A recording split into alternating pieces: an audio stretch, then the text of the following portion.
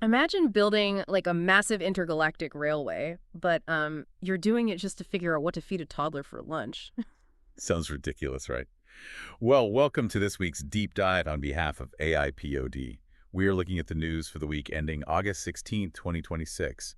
And that absurd scenario is literally the reality of AI today. Yeah, it really is a wild scenario, but we are genuinely connecting the dots from orbital satellites all the way down to your living room. Right. And I mean, the sheer scale of the money moving right now is just nuts. Like Yeah. Anthropic is gearing up for a potential IPO, right? Exactly. And they are projecting something like 190 to 200 billion dollars in revenue by 2028, which is huge considering they're currently sitting at maybe a 47 billion run rate. Wait, so they have to roughly quadruple their revenue in, what, 2 years? It's like building the world's most expensive railroad and just hoping the future cargo eventually pays for the tracks.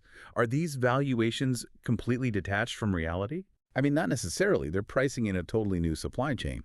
The compute demands are so massive right now that we're literally running out of terrestrial space and power. Oh, is that why India's Larsen and Toubro just grabbed that, what was it, $1.57 billion order to build a data center for Together AI? Yeah, packed with high-performance NVIDIA chips. But the truly wild move is NVIDIA taking a $21 billion stake in SpaceX. Okay, stop right there. Why is a chip maker throwing $20 billion at a rocket company? I get AI is huge, but space chips. Well, space actually solves two major bottlenecks for data centers, which are power and heat. In the vacuum of space, you get natural cooling and you can harvest solar energy continuously without the atmosphere getting in the way. Oh, wow. So they are basically building off-world server farms. That actually makes the astronomical price tag make a bit more sense. Right, and if you link those orbital data centers with SpaceX's satellite network, you route ultra-low latency compute power anywhere on the globe. Okay, but here is the rub. To generate that 200 billion to pay for space servers, you need products that actually make money, right? Exactly. And people to run them, which is why we are seeing Alphabet draw a line in the sand. Demis Hassabis is staying focused on pure AGI research, while Kore Kavukoglu is now driving the commercialization of Gemini. Honestly, though, doesn't this sudden obsession with revenue kind of stifle the pure cost-blind innovation that got us here? Like, are we just trading major scientific breakthroughs for, slightly faster enterprise email tools? That is a fair fear, definitely. But you just cannot fund orbital data centers with cool research papers alone. You need a commercial engine. Right, the bills have to be paid somehow. Exactly. But right now, that engine is stalling because of a massive talent bottleneck. Take India, for example. They're staring down a specialized AI talent gap of up to 42%. Wait, really? But surely there are plenty of software engineers out there, right? There are. But building an app is very different from making a massive AI model useful for a business.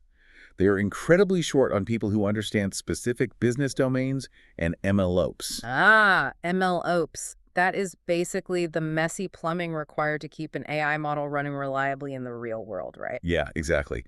The gap is actually so severe that venture capital firms are having to step in and personally recruit for their portfolio companies just to keep the lights on. That is wild. So while these massive corporations are stuck in a bottleneck trying to hire enterprise talent, the tech itself is just flowing straight to consumers. Like, look at Alibaba. Oh yeah, their Quinn family of open-weight models, they just crossed 3 billion downloads in 6 months. 3 billion. I mean, that is way past Meta and Google's numbers. It is.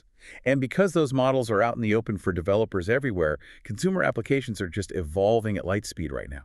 Which brings us right back to the toddler I mentioned earlier. We have actor Soha Ali Khan publicly talking about using AI to plan her daughter's daily learning activities. Right, we have really shifted from worrying about AI taking our jobs to just asking if it can plan a kid's afternoon schedule. But frankly, handing over the intimate details of your child's life to an AI server, maybe one floating in space, feels deeply unsettling to me. Does this homomorphic encryption thing Google is working on actually solve that creepy factor? Well, it aims to. If AI is going to act as a highly personal support system, the privacy has to be mathematically foolproof. Right. So how does that actually work in practice? I have seen the term floating around. Think of homomorphic encryption, like putting your raw data, say your kid's schedule, into a locked, impenetrable safe that has built-in mechanical gloves. Oh, okay, like those hazardous material boxes in science labs. Yes, exactly like that. The AI can slide its virtual hands into those gloves, process the data and give you an answer, but it can never actually open the safe or even see the data in plain text. Oh, that is brilliant. So the AI does the math completely blindfolded, gives me the toddler schedule, but never actually sees my data. You got it. And if they can make it computationally fast enough, it enables you to use these powerful models while keeping absolute control over your sensitive information. It really is just wild when you zoom out. We're watching AI evolve from a theoretical lab science into this massive off-world infrastructure just so it can securely sit in our living rooms and help us raise our kids. It really connects the dots from the macro down to the micro in a fascinating way. It does. But here's a thought to leave you all with.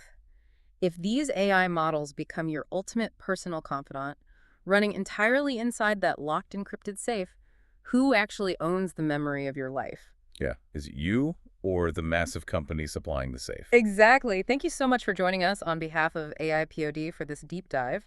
Next time you use an app to plan lunch, just remember the intergalactic railway that made it possible.